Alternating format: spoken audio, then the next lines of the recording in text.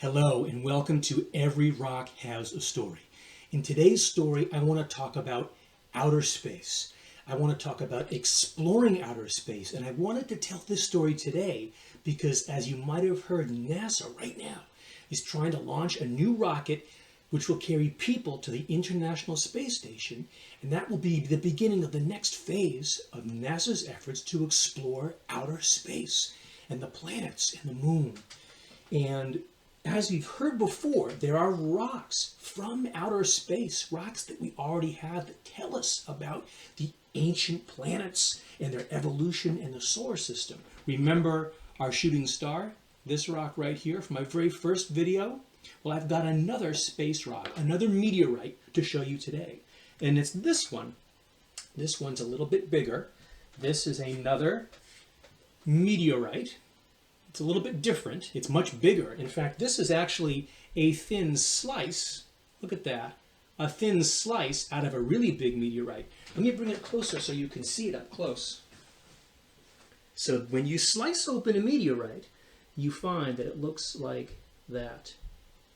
Beautiful crystals of iron and nickel. This is called an iron meteorite because it's made of metal.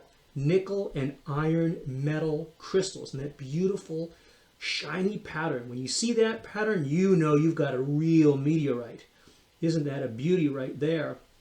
Now, this meteorite is one of a variety of types of rocks that we have from the solar system. Lots of different types of meteorites. There are meteorites from the asteroid belt between Mars and Jupiter. There are actually meteorites from the moon. There are actually chunks of Mars, blasted off of Mars, that have landed on our planet to collect. But I want to tell you a story about a meteorite that doesn't have to do with Mars or the moon. It has to do with our planet. And it's what happened to the dinosaurs 65 million years ago. Did you know 65 million years ago what happened to the dinosaurs? Have you wondered why they're not around anymore? 65 million years ago, the dinosaurs went extinct. They were wiped out. They disappeared forever. And for a long time, people wondered, what happened? What catastrophic event would have led to the demise, the end of all the dinosaurs? Well, in 1980, the year 1980, a group of scientists led by a famous physicist named Luis Alvarez and his son Walter Alvarez, who was a geologist, they got together with some other of their science friends and they came up with a crazy idea. Their idea was that a meteorite, a giant meteorite, came crashing down through the atmosphere and hit the Earth. And it hit the Earth with such force that it blasted up soot and dirt and gases up into the atmosphere, and it went all the way around the whole globe, and that soot blocked out the sun, and it got really cold. And then as the soot came down and the gases went up, it got warm, and there were tidal waves and fires. And that was what the Walter Alvarez and his father Luis Alvarez said happened to the dinosaurs. Sound like a crazy idea? Well, a lot of people did think it was crazy.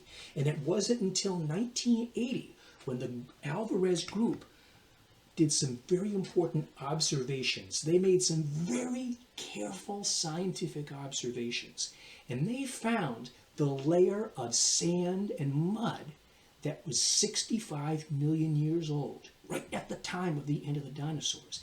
And they measured the composition of that mud, that layer, what it was made of, and they found that that layer of mud was loaded with something called iridium. Iridium. Now, you probably haven't heard of iridium because it's very rare at the Earth's surface.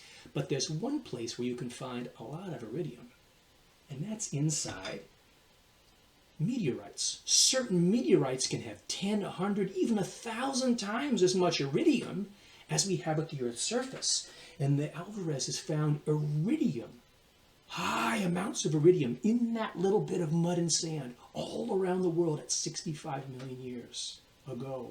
And that was one of the first and best pieces of evidence to support the theory that a meteorite rich with iridium hit the Earth at 65 million years ago, spread its iridium all around the world, blocked out the sun, killed all the dinosaurs. There's a lot more evidence for that theory. Today we know that very, very well based on lots of science. Walter Alvarez even wrote a book. I'll show you. His book was called T-Rex and the Crater of Doom. There it is.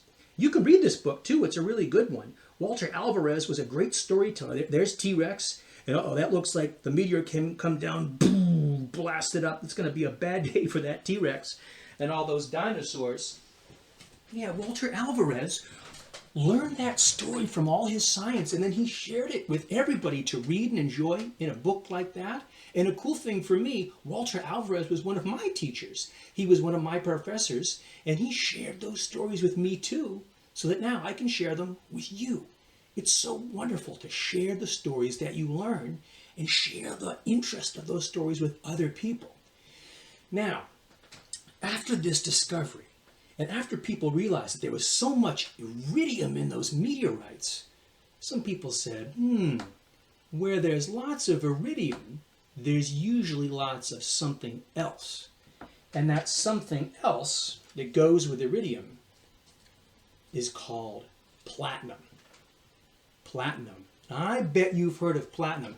Platinum is just as rare as iridium. It's one of the rarest things you can find, but it's very valuable. We use it for all kinds of things. It's in our cars to make it burn cleaner. It's in valuable jewelry and rings. I'm going to show you a piece of real platinum. It's right up here in this little box. And let me come up, and I'll use my tweezers to show you what this platinum looks like. This is a nugget of platinum that comes from a mine, not a mine, it comes from a place in Montana, a little stream in Montana. There, it's a little nugget of platinum. And it's near a place where there's a platinum resource in Montana, one of the very few places you can find platinum on the planet. And just like a gold nugget, this bits of platinum got in a stream there and rolled around and turned into that platinum nugget. That is a very, very rare resource, very rare nugget of platinum that we have.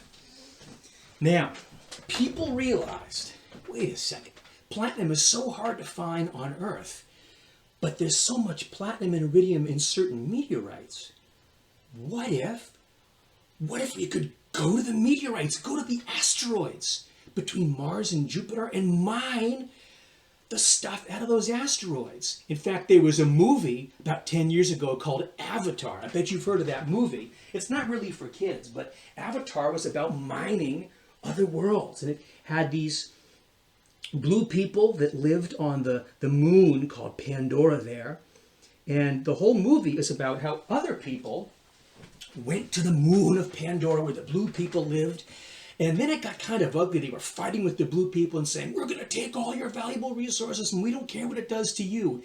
It is not nice when some people go to other people's land and try to take all the stuff and don't pay them or thank them or work with them.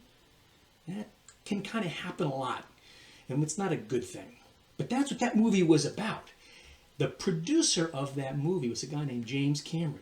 And after he did that movie, he thought, wait a second, asteroids, platinum, iron, and nickel, what if we could make that movie real?